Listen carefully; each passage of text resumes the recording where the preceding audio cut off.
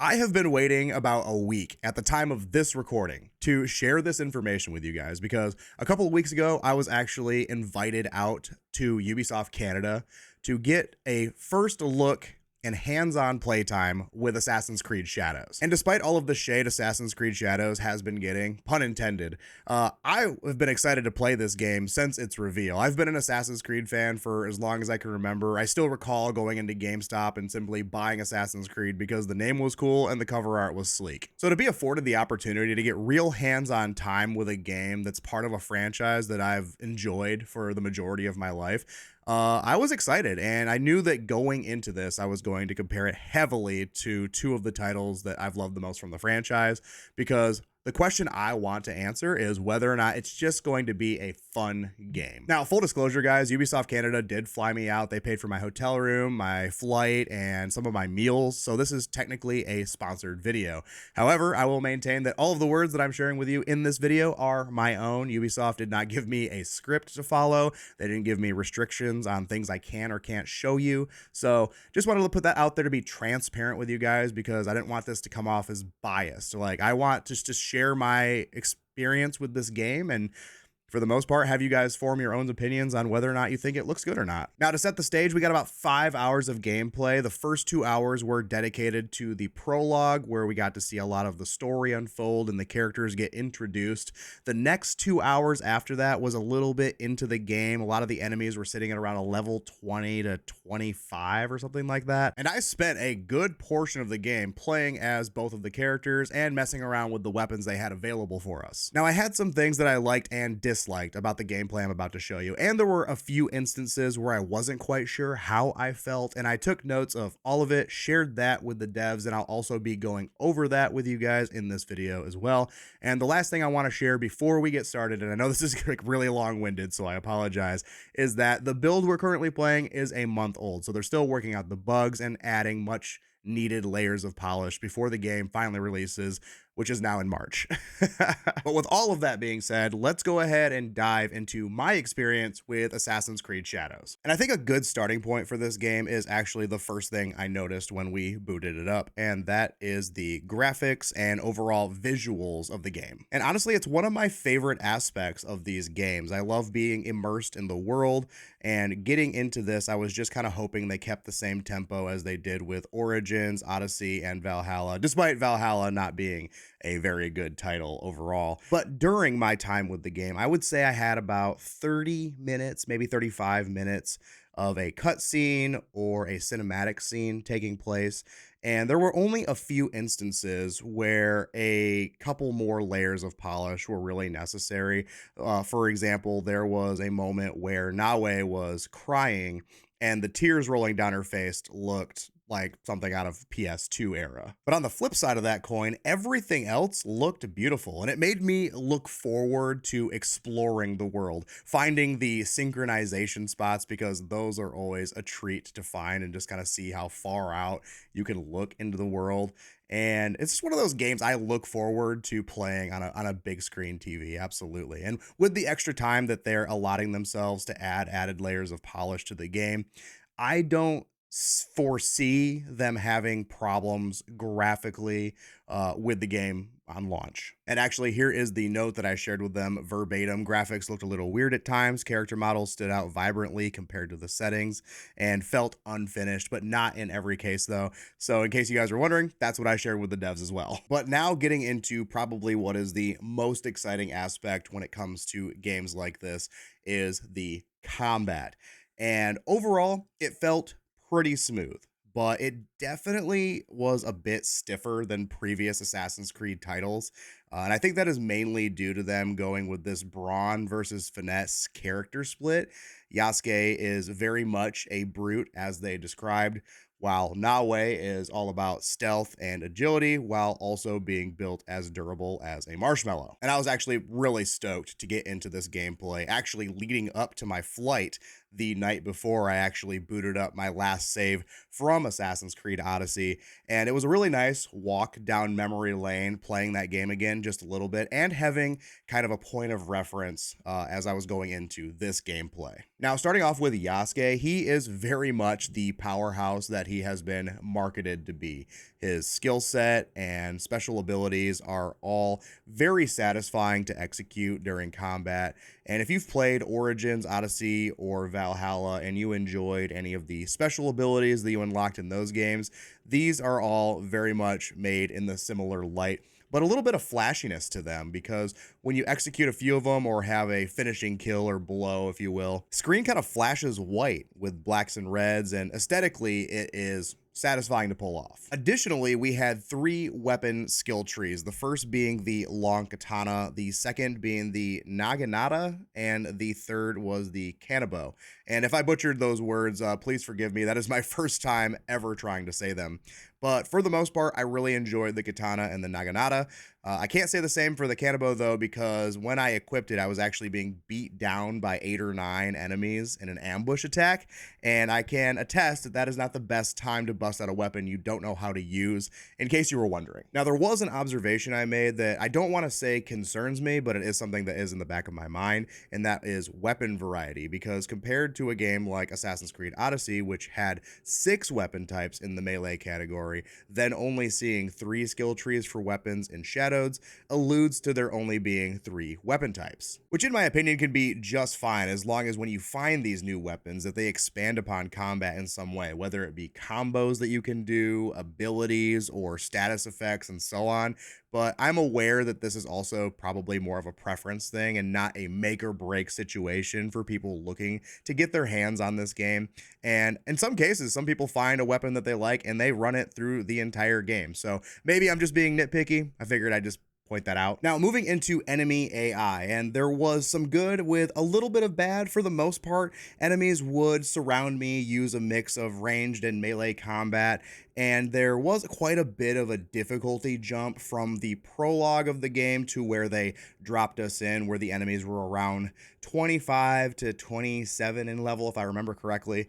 And you really had to be on your toes, because if you weren't paying attention to your surroundings, your health bar would be dropping relatively fast. And the only thing I saw here or there was every once in a while there would be a weird interaction. For example, this enemy on screen right now with the yellow bar is of an elite status and should be pursuing me, but he appeared to be tethered or stuck in this area down the staircase, and he just resorts to throwing projectiles at me rather than chasing me down. And like I mentioned before, this wasn't like an egregious issue that I ran into every time I got into combat. This was just one instance where the enemies kind of got hung up and I had to go and fight them myself rather than, put myself in a position of advantage and then fight where I wanted to. Now, is it a perfect enemy AI? No, not by any means, but it is not the worst we've seen. I'm not trying to make excuses for it though. Like, there was a segment where I was executing people from a bush right in front of 3 other enemies, and I did it multiple times because I kept dying to the elite enemy that I was trying to get to.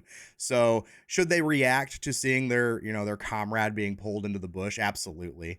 And that would actually add to the game's difficulty. So going back to what I said a moment ago, like, is it a perfect enemy AI? No, but is it bad? No, not quite. Somewhere, I think there's like a nice little middle area as far as interactions went during my playtime. Now, I just want to round out a few more things about Yasuke's playstyle before moving on to Naoe, and that is that he is very much a boots on the ground character. And what I mean by that is I spent probably about 10 to 15 minutes trying to climb up to higher areas of a certain area I had just cleared out to see if there was any loot. And he was not having that at all. As hard as I tried and as best I could see where there would be grabbable areas, I just don't think he is the climbing type. And it was made painfully apparent after I broke a rope trying to walk across it and get to an elevated area. So if you like the more traditional climb on anything Assassin's Creed, you're probably going to want to play as Naoe more times than not. And it's actually a perfect time to move over to Naoe's playstyle. Now, as I mentioned before, she is about as durable as a marshmallow, and I exaggerate not. She cannot take near as much punishment as Yasuke, and as a result, you have to be much more aware and nimble, and she actually has quite a few abilities that really help her kind of balance the odds. The stealth also felt as good as ever, taking out lamps to darken areas and increase your ability to sneak around. Aerial assassinations felt great, and overall responsiveness as this character felt good. But the stealth, it kind of feels like it's the only option playing as her, because pretty much every altercation I got into, I was fighting for my life. And I'm well aware that could be a skill issue, but she really can't take very much punishment, so you kind of have to like dedicate yourself to sneaking around and taking out as many enemies as you can, as you would in a traditional Assassin's Creed game, because fighting some of the elite enemies can be very punishing at times. And this is actually a good segue into the aspect of the game where I wasn't quite sure how I felt, and that was splitting the gameplay styles between two characters. And the reason I'm not sure how I felt about it is because, one, I only got 5 hours with the game, which is not near enough time to make any kind of definitive judgment about the gameplay direction. But two, and this is probably the bigger reason, I really enjoyed in the previous titles being able to go into big camps or restricted areas and being as stealthy as I needed to be for as long as I needed to be, picking off enemies all along the way. And then if things went south or I decided to go loud and just go right into melee combat, I could do that. But with this game, it feels like I have to make that choice before going into an area and stick with that choice throughout the entire encounter. Now, maybe I'm reading too far into it, and perhaps Yasuke gets stealthier as the game progresses, and Naoe gets stronger, thus making everything I'm saying in this video age like milk, so anything could happen. And don't get me wrong, guys, playing as Naoe is still really fun despite her steep difficulty curve. Her kill animations were super satisfying. Blocking a flurry of attacks always felt really good and left me wanting more, so definitely don't write this character off at all. I think she actually is the better character to play as overall. Now, moving toward the skill trees, what we had available was pretty limited to one ability per skill tree, and I got to try them all, but one of them stood out above all the others, and that was an ability that Naoe got. And this one definitely evens the playing field for her being squishier, and that was her Shadow Barrage ability that basically gives her Ultra Instinct against melee attacks for 20 seconds, or up to 7 dodges against melee attacks, which feels as powerful as it sounds. And another ability I really loved in comparison was one by Yasuke, which slowed time down and allowed you to attack up to 3 enemies in quick succession, which gives you that feeling of being an elite warrior, similar to some of the special abilities that I loved the most when I was playing Assassin's Creed Odyssey. Now, a few more minor things that I noticed that are worth sharing is that you cannot change which character you're playing as in the red zones, as well as not being able to save, which I don't think that part is new for people that have played Assassin's Creed games. You always spawn on the outside of the camp. You also will be choosing which character you want to play as before every major mission, and I didn't run into anything that forced me to be a certain character, which I think is good because allowing player to have the choice between which playstyle you want to have is pretty big in a game where you're kind of, you know, marketing that as a key aspect of the game. Now, as far as bugs go, there wasn't many that I ran into during my playtime. There was one instance where I fell off of a point when I was trying to do the synchronization and my character just kind of stood at the foot of it awkwardly as the whole cinematic cutscene kind of played through, so that was funny. Then there was one instance, or no, there was actually 3 instances where the skill trees weren't loading, and we either had to switch characters to get them to load or restart the game. And then the rest of the time, there really wasn't anything except for a few game crashes. But other than that, I mean, it's nothing outside of the realm that we haven't seen in games like this before. And hopefully them being outlined during our playtest helps them release the game in a better state come the end of March. And the final thing I'm going to leave you guys with is the settlement builder, which we got about an hour hands-on time with. And one of the cool things that I noticed about this is that building certain things inside of your village or your settlement will give you passive buffs to your character, such as increasing the efficiency of your rations, which are your health packs. And I thought this would be like one of the coolest like little things, like a kind of like a video game nightcap. Say you went out and did like several missions, played for a couple hours, and you're like, all right, cool, I want to wind down. I'm gonna go into my little city builder and see what I could do, like build a garden, plant some trees. And the fun part is going around and walking your new perimeter of your village and just kind of seeing it all come together. And the amount of assets they give you to build in this is actually pretty vast. Now, I don't know if they're all going to be available when the game launches and like, or you unlock more assets as you play the game. But from what I saw, there is quite a bit of them. And I think this is going to be a really cool way for people to just kind of wind down their gaming session. But yeah, guys, that's kind of my big takeaway from the hands-on time that I got with Assassin's Creed Shadows. The game overall was pretty much meeting expectations as far as my knowledge goes with Assassin's Creed. Like, I have my favorite games. I'm comparing it to my favorite games, and what I am noticing that I love the most is the higher than 60 FPS. We played on PC, and it looks so beautiful. I think we're on OLED monitors too. They were Alienware curved monitors, so you were kind of immersed, and it made me look forward to playing the game. I love a good, pretty game, if that makes sense, like very aesthetically pleasing to look at. And I was getting that vibe a lot. Actually, when I booted up Assassin's Creed Odyssey the other day, I was like, oh, 30 FPS, it hurts, it burns. So yeah, I am definitely going to enjoy the graphical fidelity of the game. But I'm really curious how more fleshed out the combat system is going to be in the long run. I'm wondering how the story is going to unfold, what those final battles are going to be, if we're going to have mythological creature fights like in Odyssey. So I guess time will tell.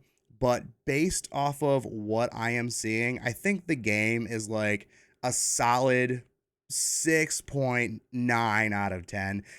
Not quite a 7, but that's just like very first impressions. Like, if the game is expanded upon from what I witnessed, then it's easily for me personally going to be a higher mid 7 kind of game. I don't think they're breaking the mold with this game by any means, but are they making a solid, samurai fighting game? Yeah, absolutely. I think this is going to be, I'm going to have fun. I will have fun playing this game. And if I'm not, I would be surprised. But from playing the 5 hours, I had a good time. And I think the people that are looking forward to this game, I think they're going to like it. And for everyone that have been hating on it the whole time, you're just going to do what you do, But yeah, guys, that's pretty much going to do it for all of the notes that I had as far as talking points that I wanted to go over with you all. If you have any questions about something that I probably could have covered and didn't, go ahead and drop it in the comment section. I will do my best to reply to absolutely everyone, because I'm sure there are still a ton of questions out there for this game. And thanks for watching. Drop a like if you enjoyed the video or feel like you learned something. And if you do plan on picking up the game, I'd like to hear from you guys, because I've already heard enough from the internet of people who don't want the game. So I would love to hear from the other side, because I know there are people out there looking forward to this, and I would just like to meet a few of them, please. But all right, guys, thanks for watching. I appreciate it, and I'll catch you guys in the next one.